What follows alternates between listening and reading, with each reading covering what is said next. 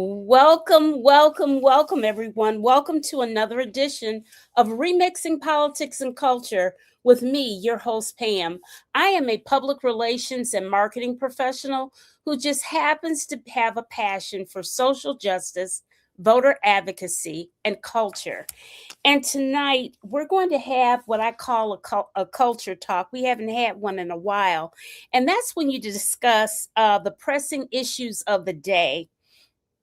Right now, many people believe we are witnessing a hunting of Black and Brown people.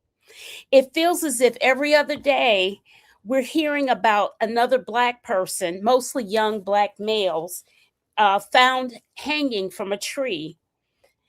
Recently, approximately August 15th, I believe it was, we learned about a lynching in downtown Raleigh, North Carolina, which is the state capital of North Carolina. And it is also ranked as one of the number one places to live in America. So imagine our shock to hear of such a crime happening in downtown Raleigh. It's part of the famous Triangle region of Raleigh, Durham, and Chapel Hill, home of Duke University and the University of North Carolina at Chapel Hill. However, fortunately and sadly, we learned that the 32-year-old Black man found hanging actually in between a building we believe that he worked at, that it actually was suicide. It is the only case that we know where a young Black person has been found hanging actually was a verified suicide. They have video evidence of this, and the police chief even commented that the mother really asked everyone to please stop with the speculation because it was very harmful to their family, and that they knew that her son had mental health issues. So we got that one out of the way, at least. So my guests tonight are offering their insights and opinions on this new but old racial terror. The very definition of lynching is the illegal public killing of a person by a mob without a fair trial. Between 1877 and 1950, white mobs murdered some 4,000 Black Americans, largely in the South. So let me bring up my guests. Oh, let me say hello to some of our friends first. Okay. Good evening, John. Hey, another John. Hey, Dr. Codwell, how are you? Hello, Butch. Okay, Lucy, your access is in your email. I sent that yesterday. So please check your email and you can sign on from there. All right. So let me bring up my first guest. She is no stranger to the show. This is Renee Schalk. She is a political activist, having run for office herself while residing in the big old state of Texas. She has worked on several national campaigns. Renee is a doula specializing in working with women of color. Um, she's a candidate for the New York City Community Education Council, the mother of 4 adult children, and a mom of triplets, age 8, and a super fan of the New York Mayor, Mondami. Welcome back to the show, Renee. She's a native New Yorker, too, and graduate of Columbia. Hey, Renee. Hey, Pam. Thank you for having me. Hi, everyone. So glad to have you back. Thank you. Okay. And let's see. Hey, Zach. Hello, Ms. Butler. All right. So next up, I have someone new to the show, Margaret Elaine Velasquez. Margaret is a certified subject matter expert on domestic violence, sexual assault, and human trafficking. Margaret is a board member for the Western Michigan Human Trafficking Task Force in Kent County, Michigan. She also serves on the Human Trafficking Task Force in Washington County, also in the great state of Michigan. Margaret is a survivor of sex trafficking herself. She's a fighter and she's a resilient woman. And she is celebrating on September 2nd, 21 years of sobriety. So let's give it up and welcome Margaret Velasquez. Yay, Margaret. That's great. You're mute. You can say hello. Thank you all. And I'm going to correct the county. It's pronounced Washtenaw. Oh, Washtenaw County. Okay, I used to live in Washtenaw County even for a minute. Well, while I was in school. That's Okay. okay. Yep. All right. All right. And Thank next, you all. Sure.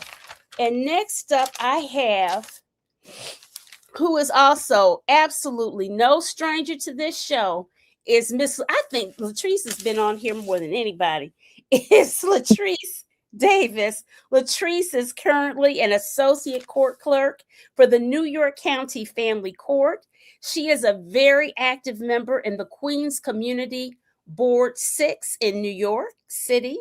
She serves on its Transportation, Street Safety Committee, the Land Use and Housing Committee, and Landmarks Committee, and so many more.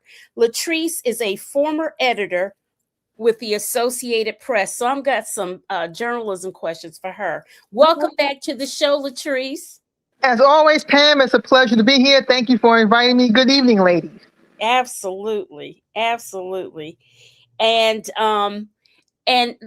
Lucy, okay, she says she can't get in. I don't know what to tell you. There in that email, there's instructions and there's even a troubleshooter. There's a link for you to get on stage and everything, Lucy. I don't know what else to tell you. I'm sorry.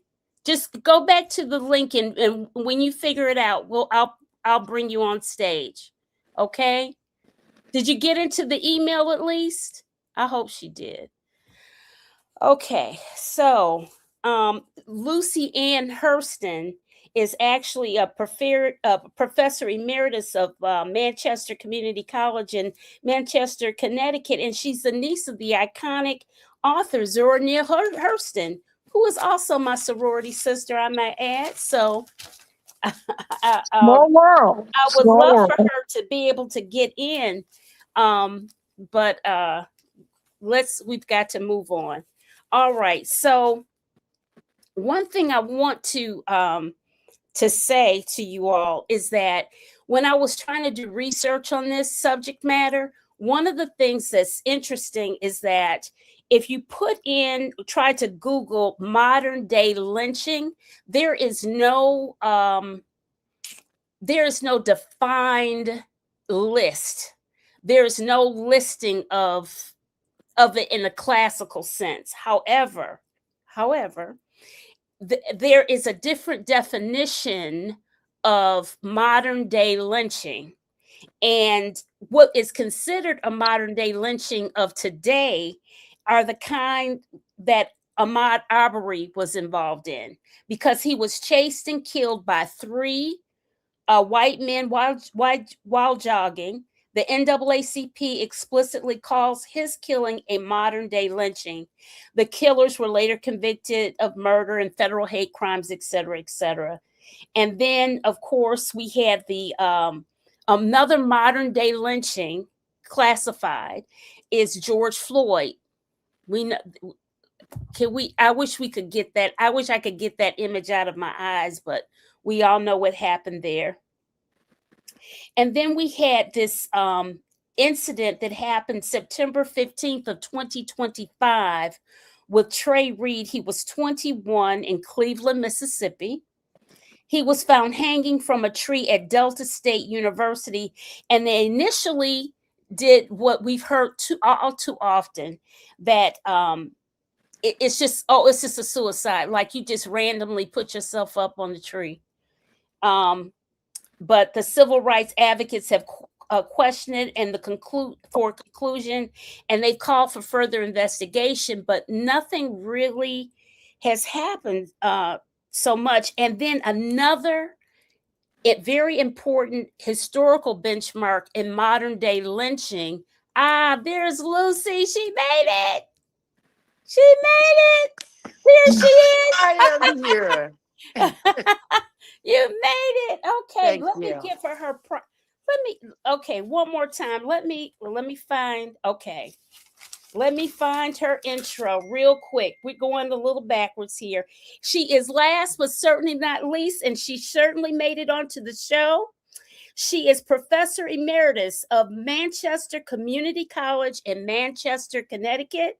She is a sociologist, Miss Lucy Ann Hurston. She is the niece of the iconic author and just brilliant lady of all time, my triumphant sorority sister, Zora Neale Hurston, she of Zeta Phi Beta Sorority Incorporated. I got to put that in. So all my sororities that are listening and fraternity brothers, she is the author of, she is the author of a multimedia biography, Speak So You Can Speak Again, A Life of Zora Neale Hurston, Speak So You Can Speak Again, A Life of Zora Neale Hurston. Miss Hurston is a sociologist. I think I said that. And welcome. She is a first-time guest of the show. Welcome. Thank you. And I am a Sora as well. Thank you. Oh, okay. Listen, where are all the soror? There she goes. I see them. See, they're all chiming in. All my Zetas. Oh boy. Oh, Zachary's James Bird. Did I say his name, Zach? I thought I did. No. I didn't say his name. Well, I was reading his name in my head, but I didn't say it. Sorry, y'all. Look, listen. Pam is doing everything at once, but now I forgot what I was saying. Okay, guys. So, anyways, what was I saying? I've gotten totally thrown off. I was talking about the modern day lynchings. Help me out, Renee. What was I talking about? You mentioned George Floyd and Ahmaud Arbery as examples of modern day lynchings, and then you talked about Trey Reed at Delta State. Right. And then I was coming to James Bird. Thank you, Zach. That's why you said that. That's why you said that, Zach. Okay, James, this was a particular historical context, a benchmark in this modern day lynching thing. And I remember this story. He was murdered on June 7th. That was 1998, y'all. Wow. That was in 1998 in Jasper, Texas. And I remember they drug him on a truck. Remember, they drug him through town. How can you forget? Huh? Yeah.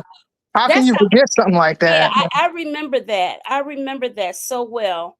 And when white supremacists chained him to a truck and they drug him to his death. The NAACP identifies Bird's killing, along with Arbery and Floyd, as the key examples of modern day lynching. And of course, James Byrd was before theirs. So anyway, I say all that to say, this is what we are dealing with. And now, unfortunately, so many of these cases, they're just telling people, look, we're just, it's a suicide. They're just, Nolan Wells, he drowned. Everybody, it's just they've got excuses for everything, literally. Renee, you got something? Go ahead. Now, just have a quick question, like in regards to Nolan Wells. Like, I get the, speculation and the, investigation, all that. Has anyone? I have yet to come across any credible sources establishing a motive for his, like, assuming that his friends, like, I've heard it was an accident, or something like that. But has there been a motive established? No. There, you know what? There's been no, I was looking at the latest updates on the Nolan Wells case, and there's been no, it's really, the only thing that they're talking about now is the, getting the phones together. They were supposed to mutually look at the phones together at the same time at this community college in Mississippi. Mm-hmm. And that hasn't happened.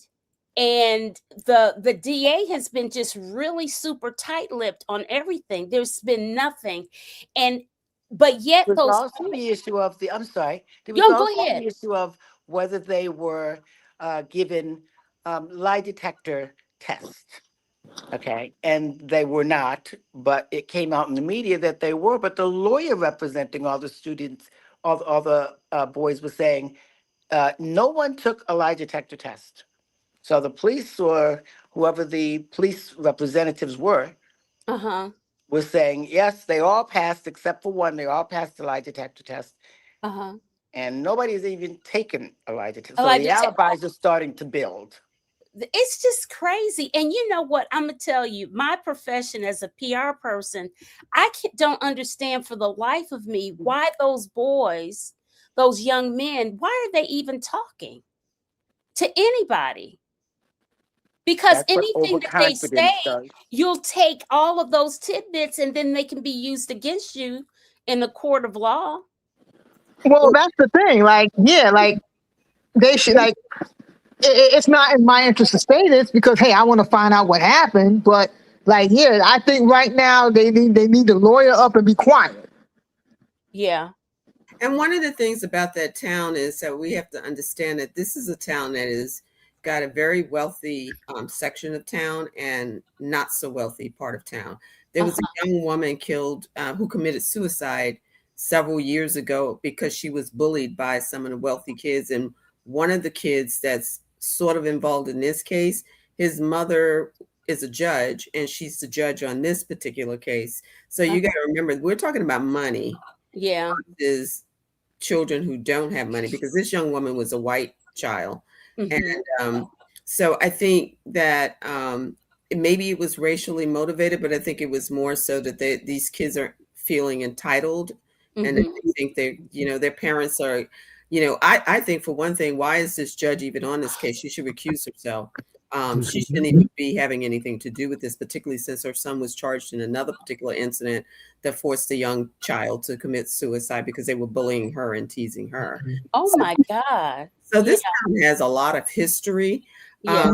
And then, as we know, the autopsy was sent out of state, so that Yes. can be private and separate and private and coroner.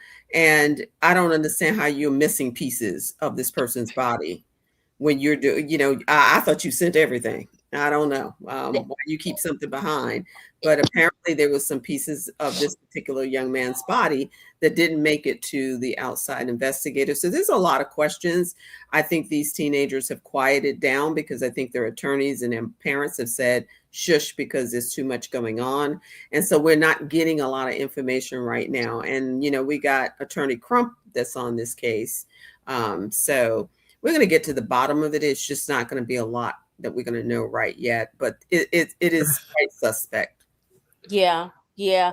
Beverly Mahone, who is Auntie Bev on all of social media, by the way, she says that personally, I think Nolan's mother had a false sense of security about her so-called white friends in that community.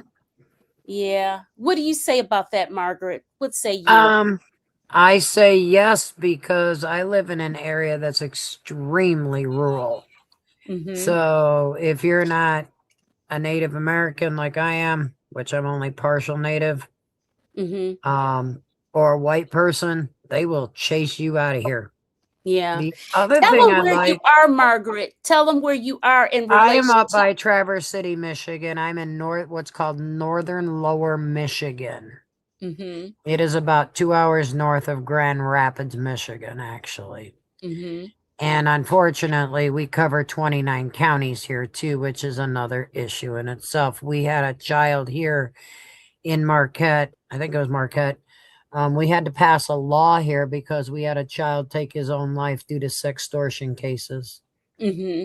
So we did that. But what I want to say about this case is there's examples throughout history in cases like this where friends try to say things, and I'm just going to bring this case up because I think it's just one that's in the news right now.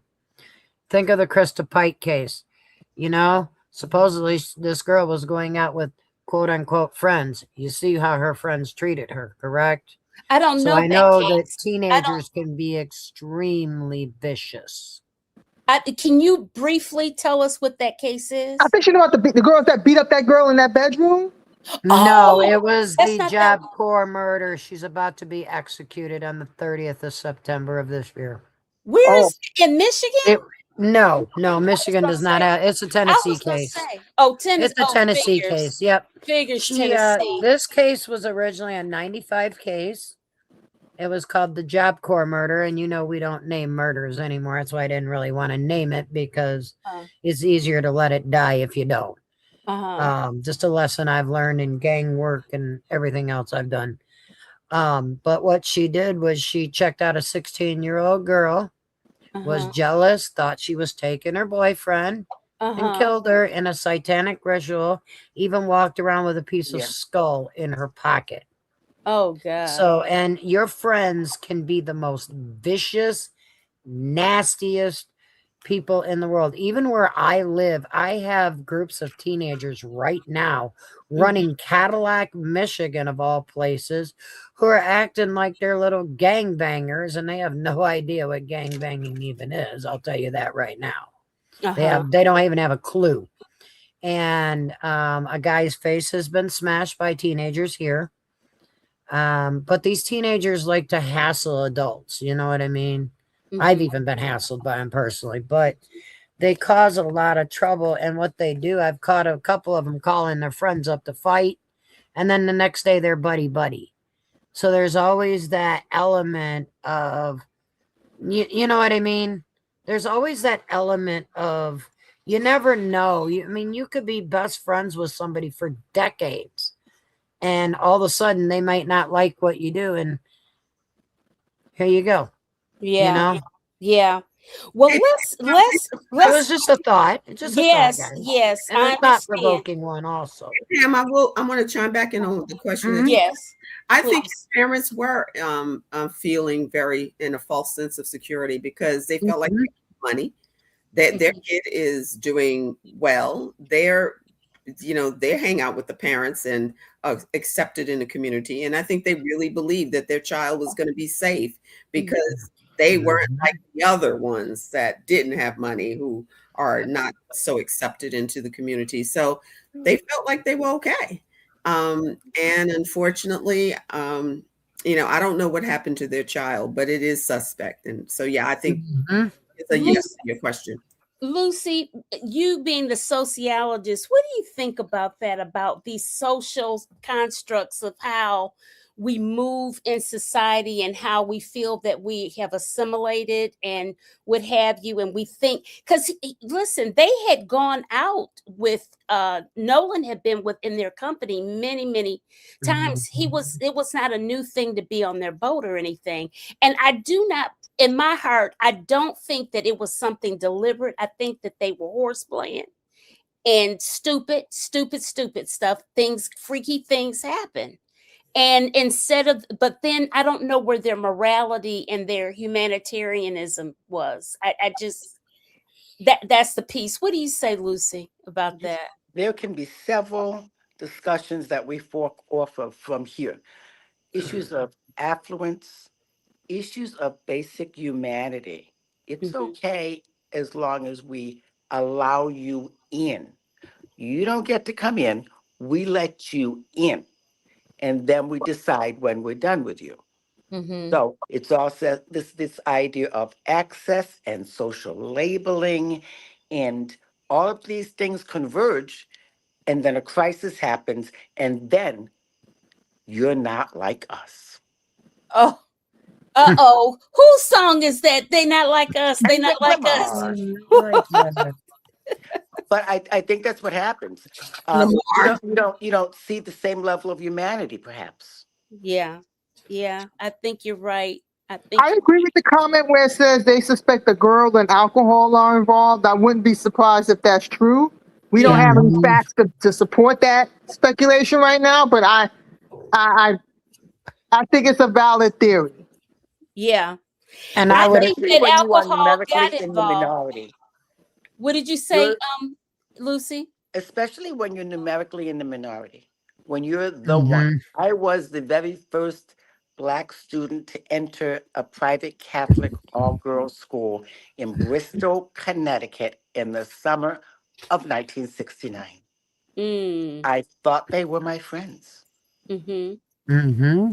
They appeared to me to act as if they were friends until I became the rat that the cat just wanted to play with. Hey, Pam, someone posted about Shaquilla Robinson. I was going to bring her up. Yeah. She's a young Black woman that was killed in Mexico. Thank you, Sharon. Right. Yeah, she was, but she was killed by her. Listen, they were they were all her alleged friends. What it was that Shanquilla had the money. She was making money. She was an entrepreneur, and she was the one who really footed that bill. And I guess they were going to have to pay her back for that suite that they were in there in Mexico. And that case is still unresolved. So it's just awful. Would that be considered a quote unquote modern day lynching? I don't know. It The could be. social It was a construction of it was reality. a group. It was a group and whatever. What would you say, Lucy? How would that be characterized, you I think? would look at that and immediately think about the social construction of reality. If you build something real, then it's real. It's almost like the movie The Matrix. If you die in the Matrix, you're dead. Okay, so they create these realities, right? The labeling theory of saying this person's okay or this one's not. This is a criminal.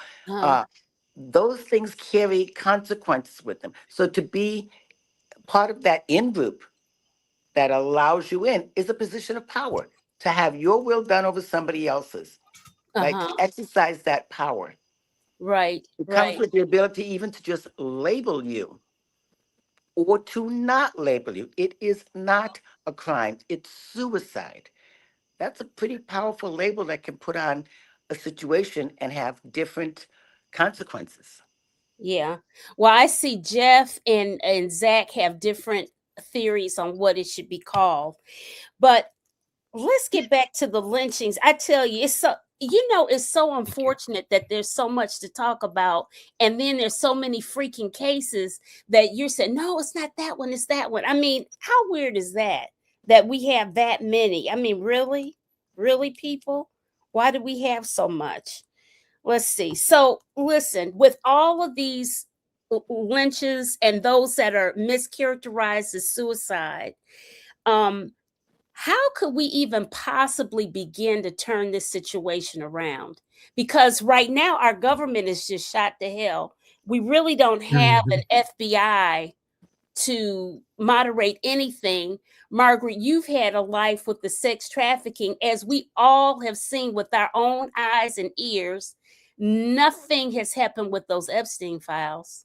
Nothing. And what was released should have been reviewed by one of us, because what they did release, not only did they release perpetrator names, but they also released victim names. So they weren't, what documents were released were not retracted. And I do work with a couple Epstein survivors who have been seriously harassed because of this. I've heard about that. So, Renee, what do you think can be done to turn the ships around? I tell you right now, I'm not as optimistic as I normally am, but maybe you got something. Well, first of all, as we know, Doggy went in there and just shredded everything to pieces. They took out all kinds of departments and agencies. White House grandpa doesn't care about the CDC or the DOJ or the Civil Rights Division. They're pretty much gutted. So until we get Congress back that maybe can pass some legislation to go after some of these cases, we're going to have to wait to 2028, 2029. I'm not trying to be pessimistic, but I'm being realistic and pragmatic. We're going to have to get a new president in there in order for us to go after some of these cases. Unfortunately, these families are going to have to deal with what their local law enforcement does for them. And many of them don't want to touch this. And they don't want to touch it because it's sort of like going after a serial killer.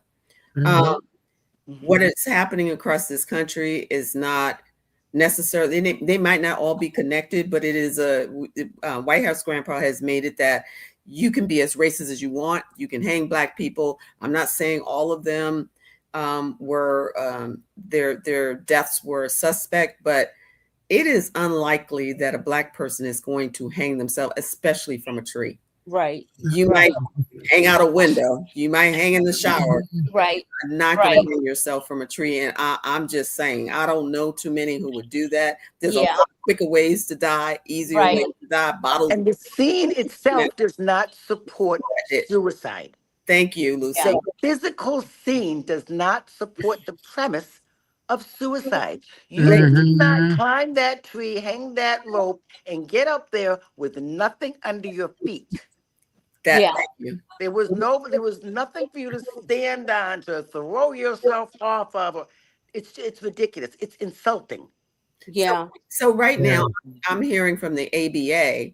I talked to a group of lawyers on Saturday. They have their own show, and ABA, and they're part of the ABA.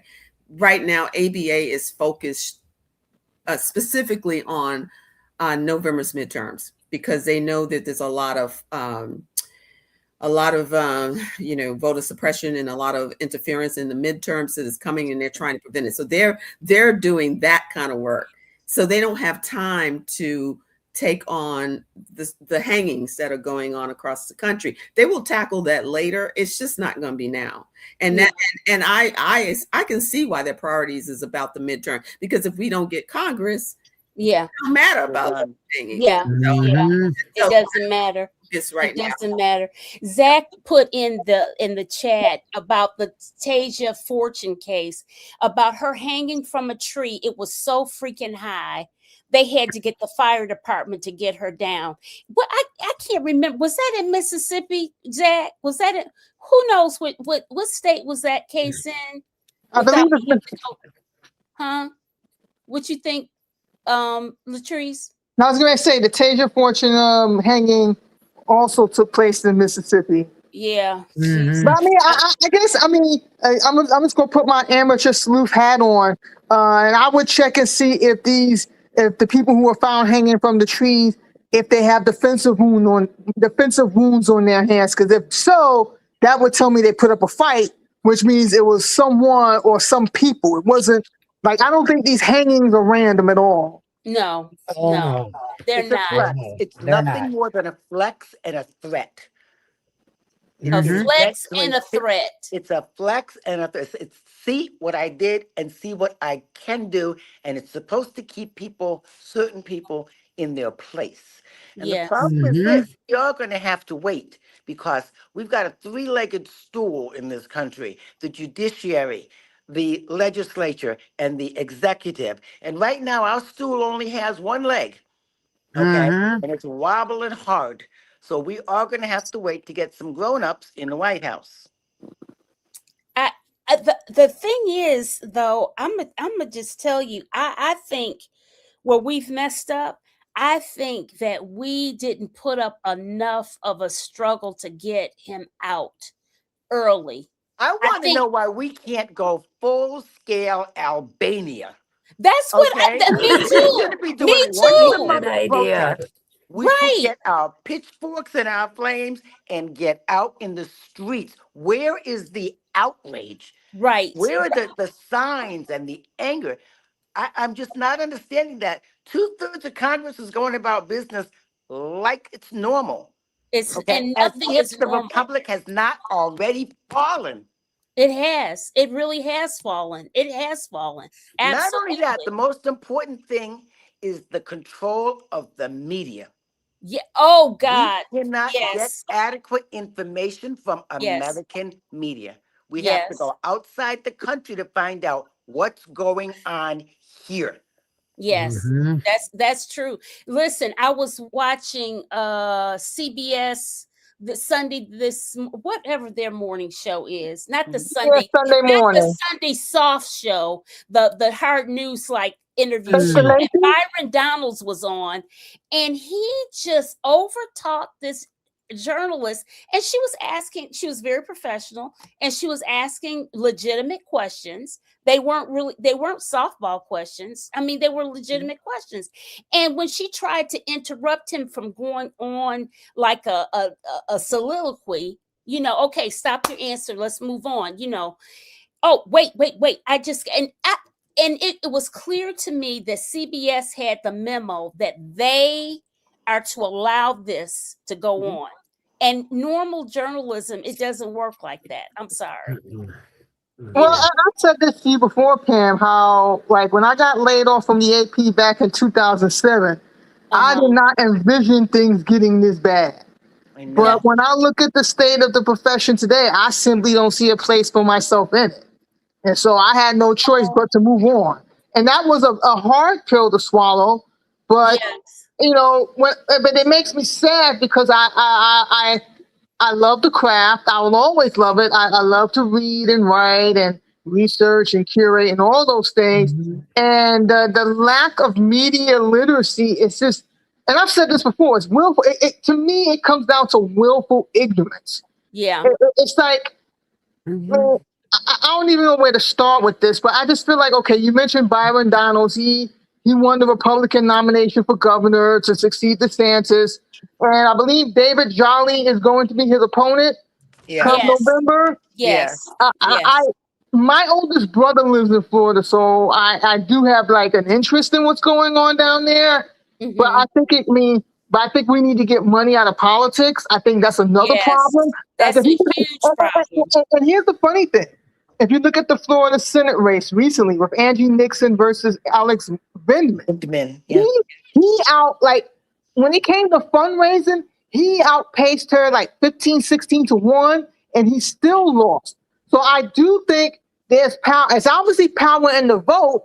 And obviously, I think people, assuming that Angie Nixon goes on to win in November, I think people are starting to realize, hey, we can, outmaneuver the dollar that's being spent here, because it's just insane the money that you need to raise to even run for office. Yeah. But thank you. Yeah, it's too much. Back to the hangings, though. Yes. The majority, there's a huge list. Somebody put one out on Facebook or social media somewhere, and the majority of the young people, they range from 18 to 54. I think the latest person was 54 not too long ago, a couple of days ago. Most of them are in Mississippi. Yeah, I know. So it's like, what is Mississippi doing? Mississippi, goddamn, that's what Mississippi is doing. Yep. Yeah. Mississippi. But as usual. Speaking of political races, pay attention to Mississippi. Oh, we have. You'll be surprised. They might be one that flips that everybody didn't see coming, like Angie Nixon. And pay attention to Michigan, because Michigan is a battleground state, guys. Yes, it is. It is. It's right, and hardcore for Michigan. I want to make this clear, because I'm a person who works in the anti-violence field, but I do legislation and policy. And the issue is, I can write all the bills in the world that I want. I can present all the things that we want, including the Trafficking Survivor Relief Act, which we did pass this year in 2026, after 8 years of my life, mind you, and a headache later. And that was only one of thousands of voices who did that. But we need people who are going to enforce what we do, not just treat it as, okay, it happened, let's move on. Right. Does that make sense? Yeah, that's yeah, it's and being in Michigan, what I will say, and that's my home state, the worst racial incidents I've had were in Michigan. Not here in North Carolina, that they were back home in Michigan. Well, and in Michigan, what a lot of people do not know, but I do, is 2 places in Michigan are actually headquarters for KKK. Where? One of them is in Houghton Lake, which is an hour and a half east of me. The other one is in Livingston County. Livingston, which is Brighton, Howell. Oh, I know. Yep. Yes, I know. Yeah. Yes, it is. Yeah. Yep. But And what's so those the are other 2 place? very big. Cadillac used to be a stronghold, but it is now more racially diverse than it was even 15 years ago. Okay. Even 10 years ago, I can say. Actually, the reason why I brought up kids and trouble, and I think this is important discussion for us to have, especially all of us women of color. whether we come from different walks of life or not. I think this is important to have because I have white kids here that won't get arrested by the police, but I have a young child here who's about 15. I think he's high functioning autistic from what I gather of him. And it seems like they slapped my ankle monitor on this kid, but yet they let all the other kids just run wild. I just don't understand it. You know what I mean? I mean, I can't tell you how many times I was in cuffs as a kid. Yeah. That's the same, Margaret. That's the same thing with the Anthony case. I mean, I know we're not talking about that today, but the fact that these twins were a menace to damn society.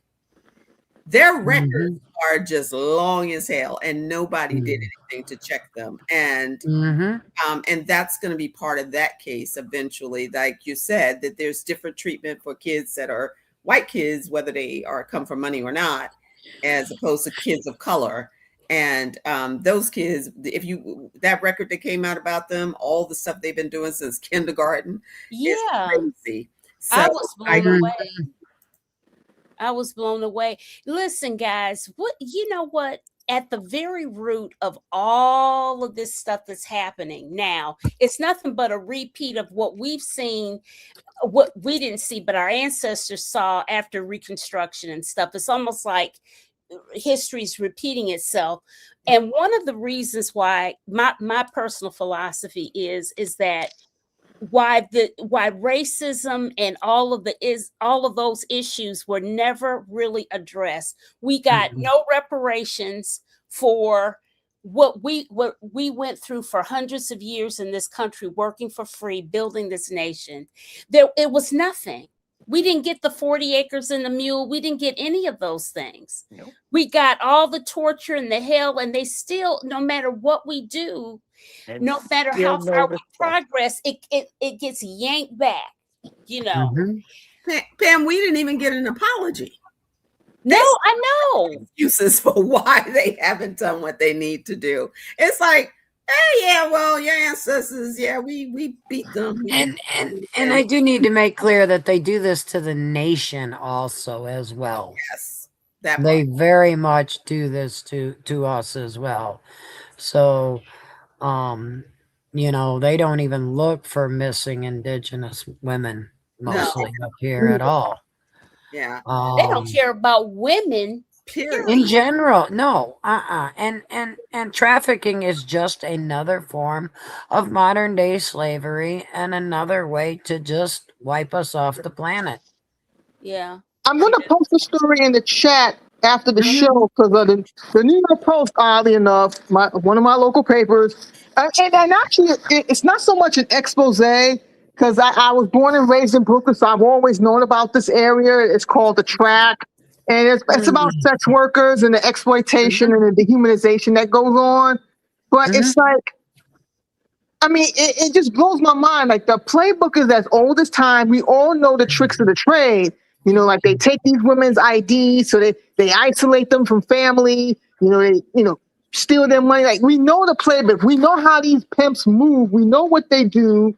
I wouldn't be when I was reading the story and I had a conversation with my brother about it. I said to him, I wouldn't be surprised if the majority of those sex workers are also drug addicts. That is true. I'll never forget, years ago, I was watching a documentary with Diane Sawyer, of all journalists, and she interviewed a woman. And the thing is that a lot of times, like in foster homes and whatnot, it's girls recruiting the girls. It's not necessarily a guy, it's a girl. So this one girl she's a woman now. She was telling a story about how she was recruited by a friend. And the way the friend made it sound, she was like, okay, well, do you like to have sex? Sure. Do you like to make money? Of course. So that's how she got sucked into it. Right. But her saving grace, she didn't last long in the industry. She got out. But she said her saving grace was that she never did drugs. She didn't drink. She didn't smoke. She didn't do any of that. And that was how she was able to get out of it so fast. Whereas a lot of those women, they're strung out, they're hooked, so they're feeding their addiction and they're numbing themselves of that pain. Right. And Latrice, that sounds like the story of Milana Ho, our first lady. That sounds like and honestly, Yeah. That is somewhat my story because I was a child. I'm not just a survivor of trafficking, I'm a child survivor of trafficking that was in for 15 years. Mm. Wow. And my son saved my life, really, because I had a young son at the time. My son is now almost 34, but I know I don't look that old, but I am, guys. I'm proud of my son. He's a good man, you know, does Well, good I work. mean, I'm glad you're here. I'm glad you're Thank here. I'm you. glad you made it through to the other side. Because when I Thank read you. those stories and when I see those documentaries, it's like, okay, It- it's just, It's it's not the true face of trafficking. I want to make that real clear. Most documentaries that are put out are not really the true face of what human trafficking truly is. Okay. And they want to glamorize it, Hollywoodize it. And if you're not the blonde haired, blue eyed girl next door, well, you get lost in the shuffle. Yeah. And that's just the truth of the matter. And that's, and as we work on, and back to the topic of lynching, modern day lynching is not just about hanging. I mean, look at Well, what happened to Trayvon Martin. I mean, let's think right. about that case. I mean, a Right. 16-year-old boy with a pack of Skittles and a freaking iced tea, green iced tea, Arizona iced tea in his hand. He's dead. He's 16 years old. Yeah. Walking home because somebody's scared of him because of the color of his skin. Yeah, Um, he I I think have. he's defined under the modern day lynching. I think what's Mm-hmm. gonna have to happen is that it's gonna all be more formalized because Mm-hmm. God forbid we have any more of these cases, but it clearly looks like we can't bury our heads in the sand and pretend that this is not happening because it No. is. But Mm-hmm. what do we do about it now? Lucy, what do we tell our young people that are out and about living life because they're all going off to college? I mean, school is happening now. This week they're back in school. What do Mm-hmm. we tell the young co-eds about your surroundings, who you're with, the buddies? What do we tell them? We have to start socializing our young people much earlier. The week before college is the cram session. Um, but we have to let them know their history and the place that we've been put in that doesn't allow us the respect, doesn't allow us um, to fight off those labels of dangerous or, the excuses that get built before the crime. Because that's the state that we're in right now. What Mm. can we do? We have to know that it's happened before so that we can see the signs of it happening now. So we still have to teach that history. We You know, do. for Emmett Hill, all the way. My father was born in 1898. Who was? My father in What? Oh. Eatonville, Florida. Okay, Oh. Okay. In Hurston. Yeah, we're 1890, my father sorry. was 65 when I was born. Okay. Oh wow. Okay. Lucy, you're Um, from Florida. My family's from Florida. from Yeah. Well, Eatonville, Florida, the very first all black incorporated town in America. Eatonville. Okay. Eatonville, Florida, right outside of Orlando. He Yeah. saw lynchings he saw cross burnings on his lawn, Uh huh. on the grass in front of his house. Uh huh. And he told me those stories growing up and all the things that he went through and all that he encouraged. 1898, so he came through the early 1900s with all of this. Yeah. And he said all the things that they did, how they trained their children, how they told them what happened so that they knew to look out for it.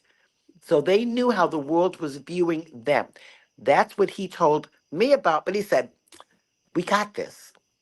So to be 69 years old right now and to be living through this, when my father went through it in 1898 and we thought we were done with it between then and now, and there is a massive resurgence because, like you said, we've not resolved issues since slavery. This is like a bad rash that you just don't want to talk about. But whether you talk about it or not, it exists and the ramifications for it befall all of us.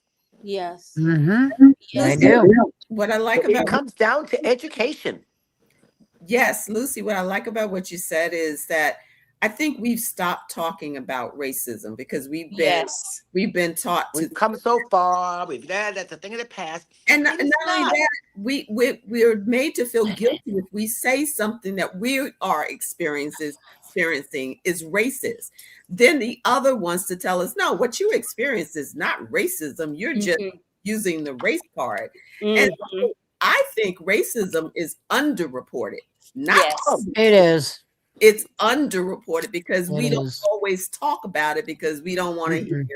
like, Make well, a Mhm. problem. We that's don't right. want to What seem like what are we're they going to do about it troublesome anyway? And who's or going to we're believe me? angry. Yes. Yeah. So racism has been there. We just stopped talking about it. And now I think I'm looking at the younger generation now. I'm looking at young people on social media who are not afraid to call a spade, not Right. afraid to talk about Black unity. They're like, we're not voting for that particular candidate. I don't care if they're Democrat or whatever, because they're not fighting for the issues that affect me as a Black person, or me as a woman, or me as a trans person, or whatever. So, and that's why, quote, I hate labels, DSA. Yeah. Mhm. They labeled them because they don't want us to have to, they don't want us to talk about the issues. But that's why the so-called DSA. I hate that DSA label. I hate it with a passion Yeah. because Mhm. Americans are too ignorant to know the difference between Yes. socialism and communism. Communism. All they Mhm. have is an ism, and they can't get, it's like, I can't believe how ignorant people are. It's like, guys, people I don't agree. read, they don't write. No. What are y'all The doing? average American has between a 5th and an 8th grade reading Reading level. Pam, Mhm. except for racism, they don't want to talk about that ism. Oh no, they don't. Dumb dummyism is what we need to talk about, because something something in the buttermilk ain't clean. Nobody is reading or Nope. what's wrong with y'all. Can Well, you read a comprehend? Can you conjugate a verb? If I see another person say that they seen something on a video, I am going to scream. They can't use the proper tense.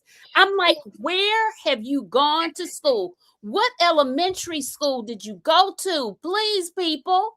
We Well- learned that when we were in elementary school, how to conjugate, what tense of a verb to use and stuff, right? Didn't we do that? the foundation of social life and behavior can be improved with increased education. That's the magic. That's the magic bullet right there. That's it. Well, they done got rid of the Department of Education. So. And I would add this Yes, too, that the WWP lady got rid of the Department of Education. I would also say this. I think our children are too dependent on computers, laptops, iPads. I mean, what happens if all these systems crash and they don't know how to pick up a book and read it? They're not going to know how to read nothing. You know that's- what? It's not mean- just the reading. Not to cut you off, but it's not just the reading. It's also the math. Because this is Right. a perfect example. I was at Chipotle last week, and I went to lunch, and so I bought my steak bowl. I gave the cashier my money, and then she just stood there, and I was like, and she looked at me. She's like, "Why you?" I was like, "I gave you your food." I was like, "Yeah, you didn't give me my change though." And then she's like, Right. "Oh," and then she goes, "Oh, I'm supposed to give you change." I was like, "Yeah, I gave you a 20." And then I literally had to tell her how much change I was supposed to give. She was supposed to give to Oh me. Like my she God. just couldn't put it in the computer. She couldn't put it in the like, it was like her brain had short circuited. I was like, "Yeah, a steak bowl doesn't cost $20." And I pointed out the menu. I was like, "You're supposed to give me change back." And it was just like it was. It just blew my mind that I literally had to walk her through opening the register, putting the $20 bill in the till, taking the $5 out along with some change, and giving it back to me along with my receipt. And it was like, it was just very surreal to me that happened, because I'm just kind of like, Oh, no, wow. I mean, we crack jokes about no child being left behind on social media, but it was just like, Whoa. But in reality, our kids are getting left behind. Michigan Yes. reading levels are so low. Yes. It is terrible where I live. I mean, Yes. even our trafficking grade is an F, guys.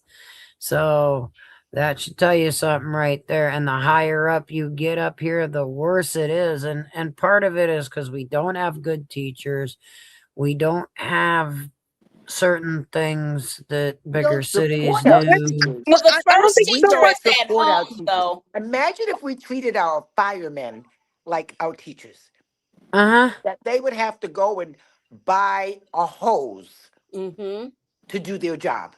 Tell it, Lucy. Tell Okay. Right, Lucy, You I want them to agree. teach. The most important thing that we do in our society is teach.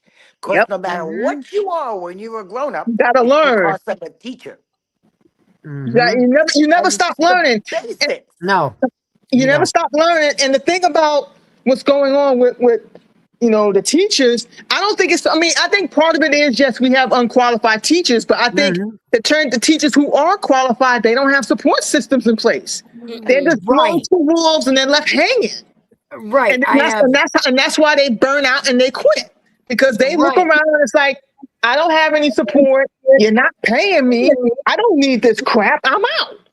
Yeah. Right, right, Our And there's most right. shortages important all resource over is the our country. children. And Yeah.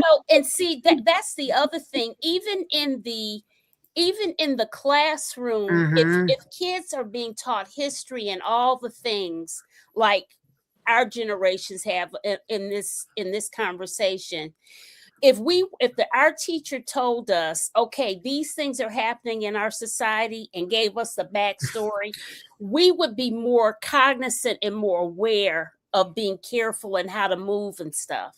We'd be and consequently perhaps be more safe, right? I'm thinking. Hey, But Latrice, Yes. I can't let this pass, sister girl. okay. You are braver than me to eat at Chipotle with the lettuce explosion going on. Yeah, yeah, you are. Well, Yeah, yeah, I said I steak agree. bowl, not lettuce I bowl, but agree you're with right. you. I said steak bowl. We needed that moment of levity. Yeah, we did, guys. Yeah, uh-huh. Good looking out. But yeah, I said steak bowl, not lettuce bowl. Mm-hmm. Okay, let's somebody says I went to the post office the other day in North Carolina and the two grown men didn't know where Connecticut was. They thought it was out west. Right. I mean that's a simple geography lesson for God's sakes. It's like our kids aren't learning. We went through 10 years in Michigan where they took out literally cursive writing. I'm Well, going they've to have done an it all entire over the country. generation. Yeah, I'm going to Yeah. have an entire generation of stupid kids who don't know how to read anything. They can't read serif, anything with the serif font or stuff. It's Yeah. just a mess. Yeah, it's ridiculous. It's craziness, and it's like, whoa. So Lucy, how do you steer the ship again? How do you get it? How do you turn it back around to get things back over? Because the newfangled math that they've been teaching everybody, the parents Give are up. confused. I mean, it makes no sense, and we're falling further and further behind. Yes, we are. Everything's just jacked up. It's just a The mess. longest journey begins with a step. Sit down and read to someone. Yeah. I'm dead serious when I say this. Volunteer at schools. Go into your elementary, your high school, after school programs. Go to the Boys and Girls Clubs. Hook up with your library in town. The very first thing we need to do, starting at the earliest foundation entry level that we can in children's lives, is getting them to read. Hmm. Because no matter what else, it all comes after reading. That's true. Mm-hmm. Absolutely. What was I that say? mean, the simplest little, easiest start. Teach them to read. Yeah. That's why reading is fundamental. I It was is. just gonna say, It is. yeah. I did the big read with the National Endowment for the Arts for years.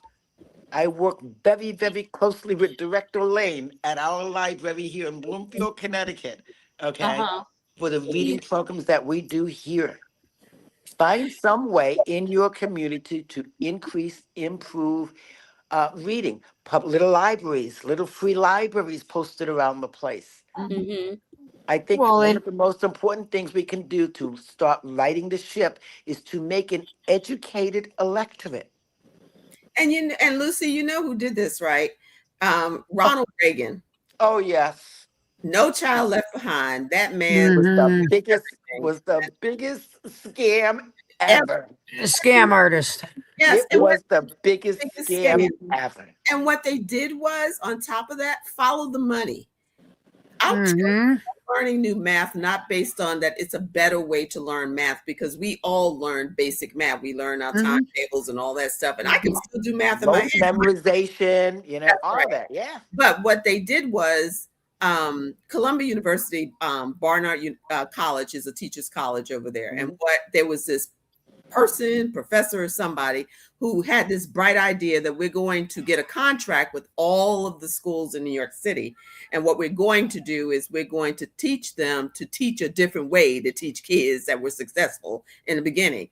And so it was all about money. It was all about getting NYC public schools to buy this book, and to start. And then the only way that you could teach the kids is if you brought these people in who are also making money off of this. So it's always about the money. The money. And when Revising the books that they're teaching and that part, yes. And if you're not thinking about the children and you're messing with something that worked in the first place, then this is what you get. Now you got parents who know how to do math in their heads, but their kids need a calculator. I mean, Hmm. Yeah, I've noticed that. I've noticed that. Yeah. Yeah. Mhm. Suzanne says, I think if we taught the whole story, it may lead to increased empathy. I believe my high school friends in the early 1980s when they said things were not fair and set my path to learn all I could. Let's see. And then Alicia says, remember the bookmobile? Yep. Yes, I yes, do. I do. We Oh, start with yeah. higher I do. expectations for students and parents. Listen, because education ultimately starts at home, guys. It does. It does. Where, You know, before it was a profitable institution, education came from the home. hmm It is where you learn to read, to make change, to count how many goats, and whatever it was for your station in life.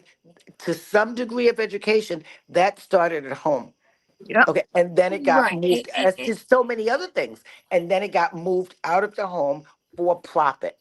hmm Birthing Well, babies, okay? No more midwives. We're going to do that at the hospital. I mean, everything is and a power play and it's about money.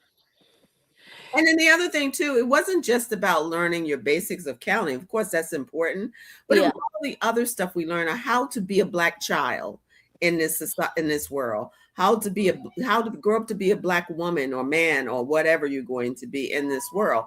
We don't have families teaching us necessarily who can teach us that anymore, or are teaching us that, because they're like, if you get a good job, if you go to a good university, if you get a degree, you're in. And not necessarily, like we talked about with these hangings.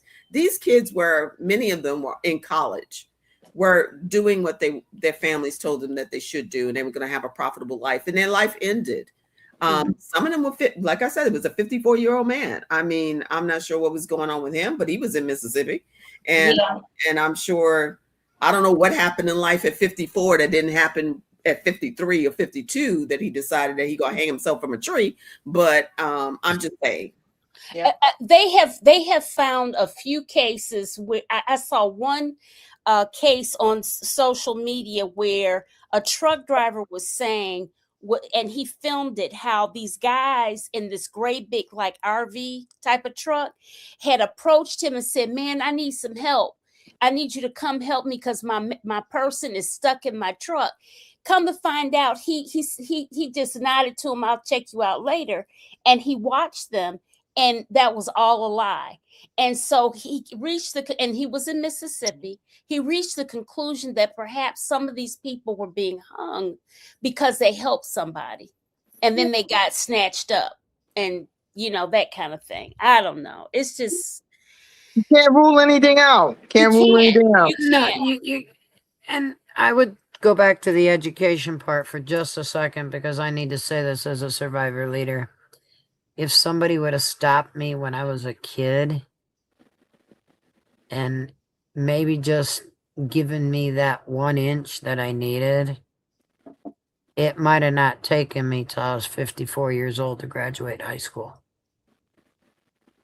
Yeah. So it's always important to find those kids that are quiet, maybe, that may want to stay after school. You just don't know why. There may not be marks on that child. It may be psychological warfare between a parent and a child. So you need to find those kids and have those kids and say that life will get better. You do not have to walk this walk. You can do something different. And so we need to find those kids that are in the kindergarten and the elementaries and do the things that we should be doing for those kids, because those are the kids that fall through the system the most, including Black, brown, Indian, Hispanic kids. We fall through the cracks all the time. Right. I just was very lucky that I came from a home where my mother was a heavy reader. So that's all. That's the only reason why I picked the habit up. So to be successful, when we have kids before trauma happens, maybe we should start paying attention to the little things, you know? It's always the little things. It is. It's always in the details. It's always the little cracks. And unfortunately, most mandated reporters don't pay attention to it. They just don't. Yeah. Or they're too distracted. If you're a teacher today, too many kids. It's too many kids in the classroom, and then you have to deal with behaviors. And that's what I said, the lack of support. Yeah. They don't have the support. Yeah. Zach, I love what you said. Believe it or not, how to be a successful Black person was taught in segregated schools and in the Black church. Very true. And John says, I think African American culture embraced not being smart as being cool. That is true. That we went through a terrible time with that. We have to stop pushing that chase the bag mentality. I remember my parents saying, you have to be smart to count your money. It's not wrong. That is true, John. That is true. Yeah, the core of America starts with choice and education. Hi, Donald. Donald always joins us, but he never sends me an email about what he wants to be a panelist on the show. I'm calling you out, Donald. Man. I'm calling you out. Anyways, ladies, it is 9:07, and listen, and all of you please thumbs up the show wherever you're watching from, whether you're on Facebook, especially if you're on YouTube, please, because the algorithm, it is so hard to build a YouTube channel, and subscribe. It is free. If you're on LinkedIn, wherever you are, like the video, share the video, and all of the things. I know we got into a lot. We got into more topics than I anticipated today, but anyways. Oh, okay, Donna, you finally sent the email. I'm going to check and see if you're telling me the truth. You know I'm going to check. And I will always come back for other subjects, guys. I have plenty of things to say in the 28 years I've been out of human trafficking. So. Okay. And I would like to hear. So I have a lot to say, and I've accomplished a lot within the movement myself. And I'm happy for you. Good. Yes. That's good to hear. That is so good to hear. Yes. So I just want you to know that we do survive, we do recover, we can thrive also. Yes. Lucy, are you still in Florida? Oh no, I live in Connecticut. Oh, I've never lived in Florida. My father was born there. I was Okay. born in Brooklyn, New York, Bed-Stuy. Oh, another Brooklyn. We'll definitely Yeah, do this welcome. again, ladies. Yep. All right, But I'll be back. Okay. Well, listen, we're gonna wave off and tell everybody good night. Good night, guys. And Good night, everyone. Thank you. Good night.